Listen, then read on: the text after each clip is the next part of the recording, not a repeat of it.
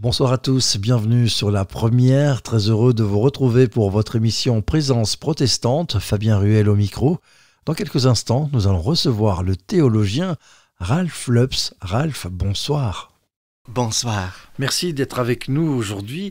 Alors tout d'abord, une question au théologien. Quelle est la relation que Dieu désire avoir avec l'être humain ? Eh bien, l'être humain est fait par Dieu pour expérimenter une relation d'amour et de paix avec Dieu. C'est-à-dire, ceci est le modèle de la création, suivant le récit biblique, où Dieu partage son amour. La création de l'être humain n'est pas à cause d'un besoin de Dieu, c'est à cause de la nature de Dieu qui est l'amour.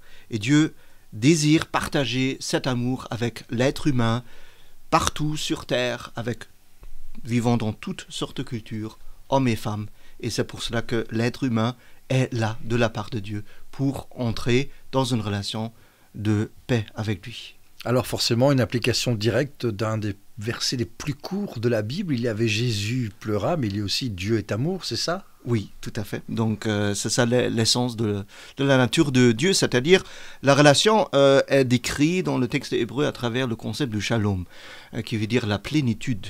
Il n'y a rien qui manque, tout est parfait. La vision de la relation entre l'homme et Dieu au début, dans le jardin d'Éden, et ceci est la vision à la fin du Nouveau Testament, dans le livre d'Apocalypse. La restauration de toutes choses est une restauration de relation de shalom entre l'être humain et Dieu. C'est ça le but de l'activité de Dieu sur terre par son Saint-Esprit. Et c'est ça la raison pour laquelle Jésus-Christ est venu sur terre, afin de rétablir, restaurer cette relation de paix et d'amour avec l'être humain. Alors justement, il y a un mot canon dans ce que l'on vient de dire, c'est les relations. On sait que les relations, c'est compliqué aujourd'hui. Est-ce qu'on peut dire que la relation entre l'homme et Dieu, c'est compliqué aussi ou pas ? La relation devient compliquée lorsque on ne se connaît pas encore, ou on ne se connaît pas très bien, ou pas suffisamment. Nous avons un concept pour la connaissance dans la relation qui est dans le texte hébreu yada, qui est utilisé pour la relation sexuelle, mais qui est utilisé tout d'abord pour la relation d'intimité, c'est-à-dire une relation entre hommes et femmes, mais aussi une relation avec Dieu. Et la relation qui n'est pas compliquée, la relation de parfaite paix, est une relation qui se base sur une connaissance et compréhension parfaite. C'est-à-dire là où la paix n'est pas parfaite dans la relation, où elle est compliquée, on est à la recherche encore, c'est parce qu'on ne connaît pas encore parfaitement bien l'autre. Alors la relation que Dieu désire se base sur une connaissance parfaite de Dieu dans le sens relationnel. Dieu se fait découvrir, il est à la recherche de l'être humain.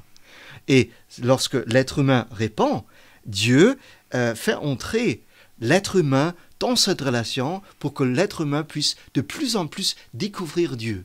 Et ceci peut s'appliquer à toute relation entre êtres humains, entre hommes et femmes, avec des êtres humains entre différentes cultures. C'est la découverte de l'autre à base de l'amour qui permet la connaissance, la compréhension de l'autre, et le résultat est la paix.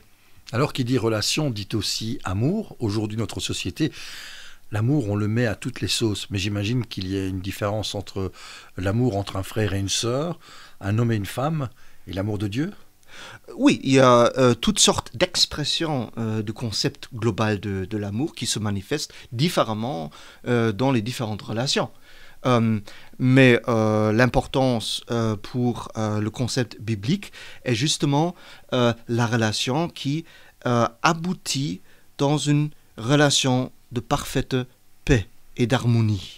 Et c'est l'amour qui est le moyen, la motivation et le moyen essentiel qui permet à arriver dans une relation de paix parfaite, sans complications, sans qu'il y ait rien qui manque dans cette relation. Ralph Lups, merci d'être avec nous aujourd'hui pour parler justement d'amour et relation entre Dieu et les hommes. Mais dans cette relation justement, quel est le rôle de Jésus-Christ par rapport à tout ça ? Eh bien, Jésus-Christ est venu dans un contexte du judaïsme en tant que juif, mais il est venu comme accomplissement des textes prophétiques de l'Ancien Testament, comme Messie, comme roi parfait, comme prêtre parfait, comme sacrifice parfait, comme celui qui permet à l'être humain de pouvoir connaître Dieu. Donc le médiateur entre l'homme et Dieu, au même temps homme et au même temps Dieu. La plénitude de Dieu qui se manifeste sur terre sous forme humaine.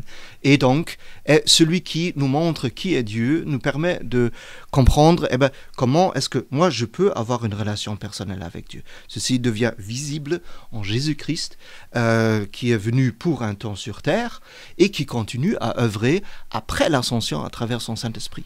Est-ce qu'on peut dire que la plénitude de l'amour de Dieu se trouve en Jésus-Christ ou pas ? Oui, effectivement, la plénitude de l'amour, de tout ce que Dieu est, se trouve et se manifeste et devient visible en Jésus-Christ. Et c'est pour cela que je peux comprendre qui est Dieu à travers Jésus-Christ. Et au travers de cet amour justement de Dieu, au travers de Jésus-Christ, ce qui est interpellant dans le cheminement de Jésus-Christ, c'est qu'il est comme vous et moi.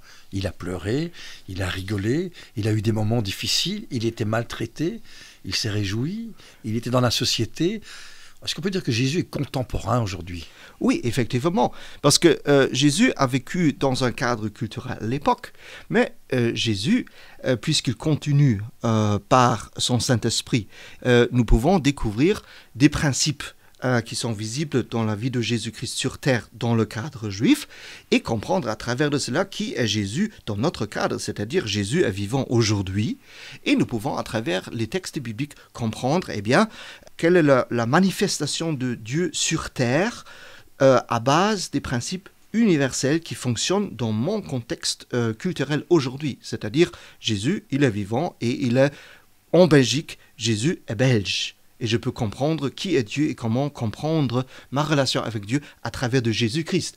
Lorsque je fais la différence entre ce que Jésus a vécu en tant qu'homme dans une culture juive et extraire les principes et voir, c'est pour cela que Jésus en tant que Belge, il dirait ceci et cela et je peux comprendre ma relation avec Dieu à travers de cela.